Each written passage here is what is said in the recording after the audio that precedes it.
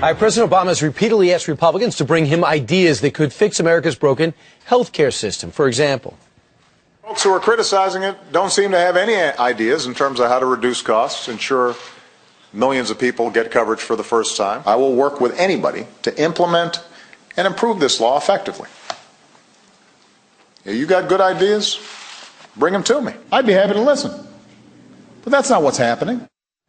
Well, our next guest says not true. Congressman Tom Price is a Republican from Georgia. He said he's got a proposal that could save this country trillions of dollars. Good morning and welcome. Elizabeth, thanks so much. So here's your idea. The president asked you for an idea. What's your idea? Well, what we do is put patients and families and doctors in charge of health care as opposed to Washington, D.C. When the president says that, the American people know that he's not telling the truth. We've had plans out there for over 3 or 4 years that would fundamentally change the health care system. So again, patients and families and doctors are making decisions, not Washington, D.C. We've got to make it so that folks can get health coverage, but it's coverage that they want, not that the government forces them to buy. What are the basic differences, though, in terms of purchasing across state lines? Is that a possibility? Purchasing across state lines, making sure that you equalize the tax treatment for individuals so that folks have the same tax incentive to purchase health coverage as businesses.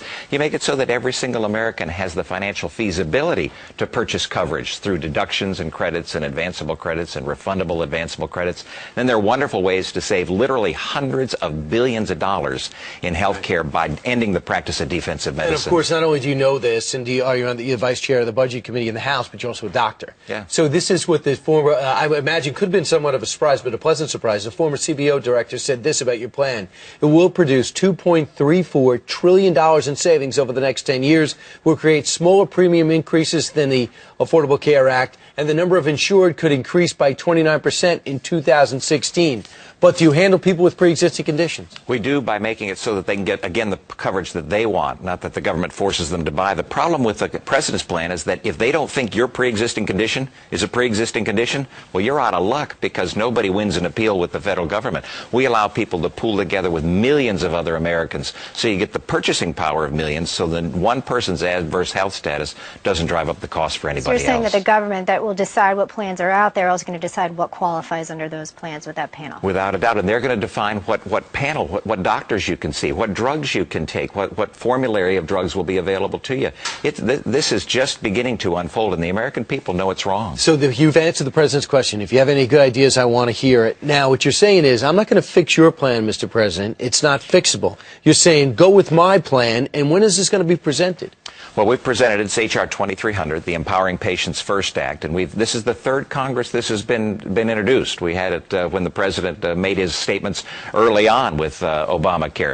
If you've got another idea, give us a call, let us know. We've actually called them. We've contacted the White House repeatedly, and silence. It's crickets. The fact of the matter is they don't want to talk about the quality of health care, accessibility to health care, affordability of health care. What they want is the government to control health care. Do you have Obamacare?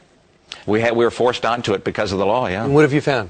I've found that so far it's more expensive than what I had previously, and as I'm able to determine, it looks like the panels are going to be smaller, and that's going to be true for the vast majority of the American people as they work through this, and we see that it's going to cost more, accessibility is going to be less, and the quality, I believe, is going to be less as well. That's not right. That's not what the American people want. Well, that's what we're getting. We have support behind you on this. Thank you. In terms of what I've read so far, and so we wish you well, Congressman. Thank you for being here. Thanks so much. Merry Christmas to you. All right. You would think as a doctor you'd be invaluable in Congress, but yet you have to sit there and not get any response from the White House. All right.